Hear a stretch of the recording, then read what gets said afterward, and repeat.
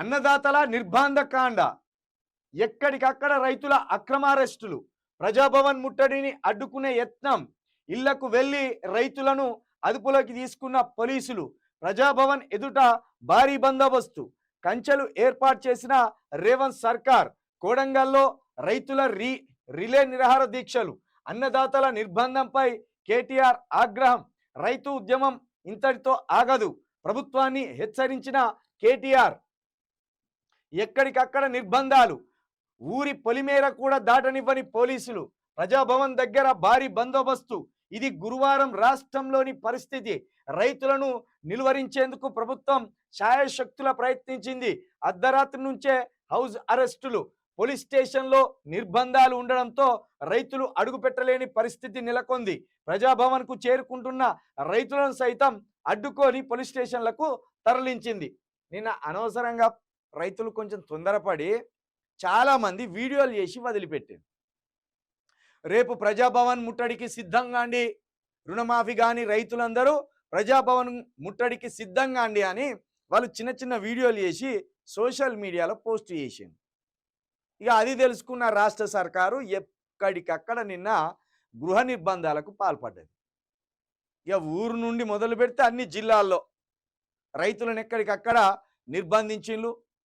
ఒకవేళ ప్రజాభవన్కు వచ్చే ఆలోచన ఉన్న వాళ్ళను ముందస్తుగానే అరెస్ట్ చేసిండ్రు. ఈ దీంతో పాటు నిన్న ఇక్కడ మన ప్రగతి భవన్, ఏదైతే ప్రగతి భవన్ కాస్త ప్రజాభవన్గా పిలువబడుతుందో అక్కడ వందలాది మంది పోలీసులు, నిన్న వందలాది మంది పోలీసులు హుటాహుటిన ఉలిక్కిపడి కంచేసిండ్రు. కంచె వేసిండ్రు. మీడియా అక్కడికి వచ్చే వరకు కంచె తీసేసిండ్రు. కంచె తీసేసి ఆ ఇనుపై ఉంటాయి కదా అక్కడికి ఇక్కడికి పెట్టేటి, ఆ ఇనుపై పెట్టిండ్రు. నిన్న ఇక ఎన్ని పోలీస్ జీబులు, నిన్న ఫుల్ ట్రాఫిక్ జామ్ ఇక్కడ బేగంపేట దగ్గర.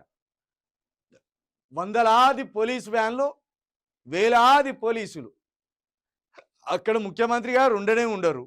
అక్కడ ఉన్నది డిప్యూటీ సీఎం సీతక్క గారు, ఇద్దరు. ఆ ప్రజాభవన్లో ఉండేది ప్రస్తుతం డిప్యూటీ సీఎం గారు బట్టి విక్రమార్క గారు, అదేవిధంగా మన సీతక్క గారు. ఆడ సీఎం గారు లేరు. అయినప్పటికీ రైతులు ప్రజాభవన్లోకే దూసుకుపోవాలనే ఆలోచన చేసిందనే ఉద్దేశంతో అక్కడ నిన్న భారీ బందోబస్తును ఏర్పాటు చేసిండ్రు. ఇక కోడంగల్లో ఇది సిగ్గుపోయే విషయం, ముఖ్యమంత్రి గారి ఇలాకాలో కూడా రైతులు రిలే నిరాహార దీక్షలు చేపట్టినట్టు కూడా ఇక్కడ వార్త రాసుకొచ్చిండ్రు.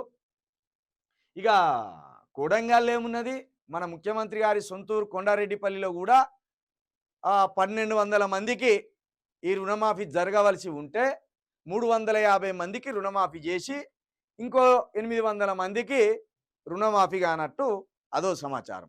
ఇక ఆ వార్తను కవర్ చేయడానికి పోయినందుకే మహిళా జర్నలిస్టుల మీద ఈ రేవంత్ రెడ్డి గారి అనుచరులు కావచ్చు, వాళ్ళ అన్న అనుచరులు కావచ్చు దాడికి పాల్పడ్డ ఘటన కూడా మనం 20 రోజుల క్రితం కళ్ళారా చూసినాం.